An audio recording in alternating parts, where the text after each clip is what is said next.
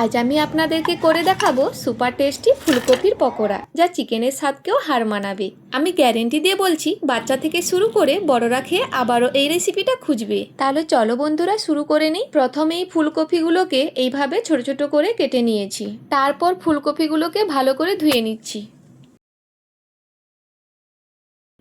ওমা, এই ফুলকপিগুলো কি সেদ্ধ করে নেবে?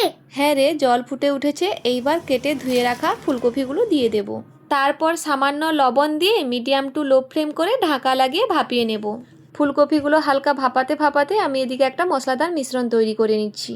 প্রথমে নিয়ে নেব 50 গ্রাম ময়দা, 50 গ্রাম কর্নফ্লাওয়ার, তারপর দিয়ে দেব রসুন ও কাঁচা লঙ্কা বাটা, আদা বাটা অল্প, কিছুটা পেঁয়াজ বাটা, আর বাড়িতে তৈরি ধনে ও জিরে গুঁড়ো, লঙ্কার গুঁড়ো 1 চা চামচ, আর গরম মশলার গুঁড়ো 1/2 চা চামচ দিয়ে মিশিয়ে নেব।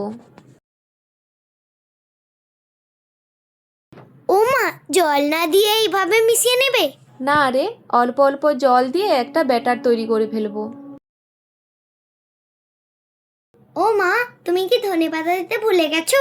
হ্যাঁ রে, ভুলে গেছি। তাহলে 1 চা চামচ ধনেপাতা দিয়ে মিশিয়ে নিচ্ছি।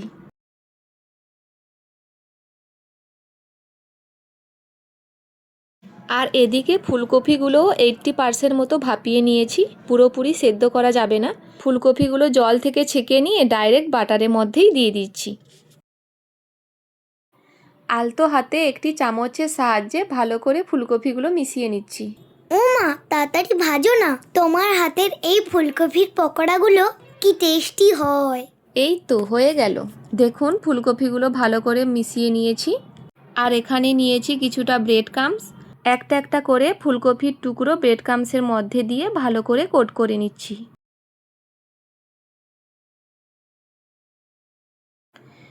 একই প্রসেসে সবগুলো ফুলকপির টুকরো ব্রেড ক্রাম্বসে দিয়ে কোট করে নেব। ওমা, কোট করে নেওয়ার পর কি ভাজবে? হ্যাঁ রে, কোট করে নেওয়ার পরই ভাজবো। নমস্কার বন্ধুরা, আমি মন্টু। আপনারা দেখছেন মন্টুর রান্নাঘর। দেখুন পকোড়াগুলো কত সুন্দর করে কোট করে নিয়েছি। একটি কড়াই বসিয়ে তেল মিডিয়াম গরম করে নিয়েছি। তারপর এক এক করে ফুলকপির পকোড়াগুলো ভেজে নিচ্ছি। ওমা, বাবা বলছি তোর মায়ের পকোড়া ভাজা হলো? তুই গিয়ে বাবাকে বল ভাজা হয়ে গেছে, মা গরম গরম পকোড়া নিয়ে আসছে। তো বন্ধুরা, যারা যারা এই ছোট্ট বন্ধুর চ্যানেলটিতে এখনো পর্যন্ত সাবস্ক্রাইব করেননি, প্লিজ ভিডিওটিতে একটি লাইক করে চ্যানেলটিকে সাবস্ক্রাইব করে পাশে থাকবেন। দেখুন বন্ধুরা, কত সুন্দর করে উল্টে পাল্টে ফুলকপির পকোড়াগুলো ভেজে নিয়েছি। এই পদ্ধতিতে ফুলকপির পকোড়াগুলো বাড়িতে একবার বানিয়ে খেয়ে দেখুন। বাচ্চা থেকে শুরু করে বড়দের মন ছুঁয়ে যাবে। এই পকোড়াগুলো খেতে এত ভালো লাগে কি বলবো। খেতে খেতে কখন যে শেষ হয়ে যাবে বুঝতেই পারবেন না। তো এই রেসিপিটি একবার হলেও বাড়িতে ট্রাই করবেন, আমি কথা দিচ্ছি ভালো হবে। তো বন্ধুরা, আমার মায়ের এই রেসিপিটি আপনাদের কেমন লাগলো কমেন্টে অবশ্যই জানাবেন। আমরা আসছি আবার পরের ভিডিও নিয়ে। ভালো থাকুন, সুস্থ থাকুন।